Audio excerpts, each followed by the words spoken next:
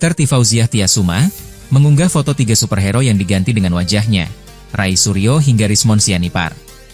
Dikutip dari foto itu diunggah seusai ditetapkan menjadi tersangka kasus tudingan ijazah palsu Presiden ke-7 RI Joko Widodo pada Jumat, 7 November 2025. Dalam cuitannya melalui akun X Dr. Tifa, Sabtu, 9 November 2025, ia menyatakan, masih percaya dengan Presiden Prabowo untuk menegakkan keadilan.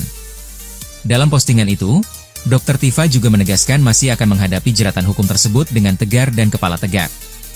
Pihaknya mengaku bersama Rai Suryo dan Rismon yakin atas tindakan yang dilakukannya adalah perjuangan menegakkan kebenaran. Demi Indonesia yang lebih baik, kata Dr. Tifa. Kami sadar akan berhadapan dengan kekuatan yang boleh jadi meletakkan keadilan dan kebenaran di bawah telapak kaki mereka, sambungnya. Dr. Tifa menegaskan, penetapan status tersangka terhadapnya bukan hal yang menakutkan bagi dirinya. Sebab menurut Tifa, ketakutan adalah musuh terbesar dalam perjuangan yang dilakukan bersama rekannya. Dalam hati kami, masih ada kepercayaan kepada Presiden Prabowo untuk menegakkan kebenaran dan keadilan, tulis Dr. Tifa. Karena dalam usia yang sudah sepuh, beliau akan meninggalkan warisan berharga bagi bangsa ini, keadilan dan kebenaran, kata Dr. Tifa. Kepada Allah saya berserah diri, kepada para pejuang, mari bersama-sama kami. Tiada kekuatan selain kekuatan dari Allah, tutup Dr. Tifa. Sebagai informasi, Dr. Tifa, Rai Suryo, Rismon Sianipar terancam hukuman maksimal 6 tahun penjara. Kapolda Metro Jaya, Irjen Asep Edi Suheri pada Jumat, 7 November 2025, menyebut, para tersangka menyebarkan tuduhan palsu.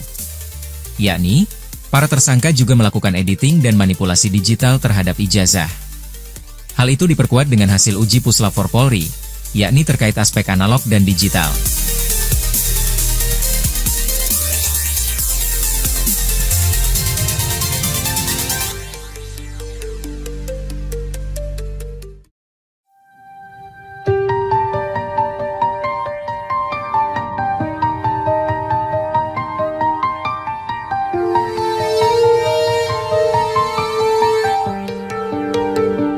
Polda Metro Jaya resmi menjadwalkan pemeriksaan terhadap Rai Suryo bersama 2 tersangka lainnya dalam kasus dugaan ijazah mantan Presiden Joko Widodo, Jokowi. Dikutip dari Tribun News, ketiga tersangka tersebut adalah Rai Suryo, Rismon Sianipar dan Dr. Tifa. Ketiganya akan menjalani pemeriksaan pada hari yang sama, sesuai surat panggilan yang telah dikirimkan penyidik. Langkah ini diambil setelah berkas perkara dinyatakan siap naik tahap lanjutan. Kasus ini sebelumnya menarik perhatian luas karena melibatkan sejumlah tokoh publik dan memunculkan perdebatan sengit. Kabid Humas Polda Metro Jaya Kombes Budi Hermanto mengkonfirmasi pemeriksaan bakal dilakukan pada Kamis, 13 November 2025, pekan depan. Iya benar, ketiganya diperiksa pekan depan, kata Budi Hermanto dikutip dari Tribun News, Senin, 10 November 2025. Meski begitu, Budi Hermanto belum memastikan apakah ketiga tersangka itu sudah mengonfirmasi akan hadir dalam panggilan penyidik atau tidak. Untuk 5 tersangka lainnya masih belum ada jadwal pemanggilan oleh penyidik. Sementara 3 tersangka itu yang dijadwalkan Kamis, 13 November, tuturnya. Polda Metro Jaya menyampaikan hasil gelar perkara penetapan tersangka kasus tudingan ijazah palsu Presiden ke-7 Joko Widodo, Jokowi.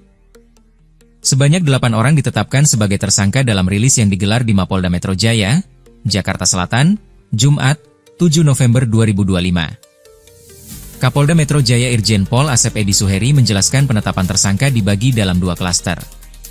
Berdasarkan hasil penyidikan, kami menetapkan 8 orang sebagai tersangka yang kami bagi dalam 2 klaster, ungkapnya.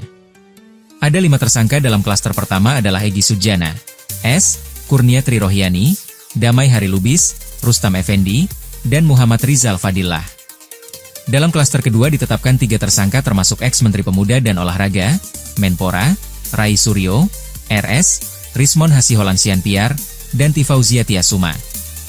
Irjen Asep menerangkan akan melakukan pemeriksaan terhadap para tersangka untuk diputuskan dilakukan penahan atau tidak. Terkait dengan kewenangan yang diberikan oleh UU terhadap penyidik yang berhubungan dengan penahanan, tentunya ada beberapa pertimbangan yang akan dijadikan sebagai bahan pertimbangan oleh penyidik nanti pada saat pelaksanaan pemeriksaan kepada tersangka, terangnya. Para tersangka dijerat pasal 310 KUHP dan atau pasal 311 KUHP dan atau pasal 27A Yungto pasal 32 Yungto pasal 35 UU nomor 1 tahun 2024 tentang perubahan kedua atas UU nomor 11 tahun 2008 tentang informasi dan transaksi elektronik, ITE. Adapun berkas ijazah Jokowi mulai dari SD, SMP, SMA, hingga ijazah kuliah dari Universitas Gadjah Mada, UGM, kini berada di tangan penyidik.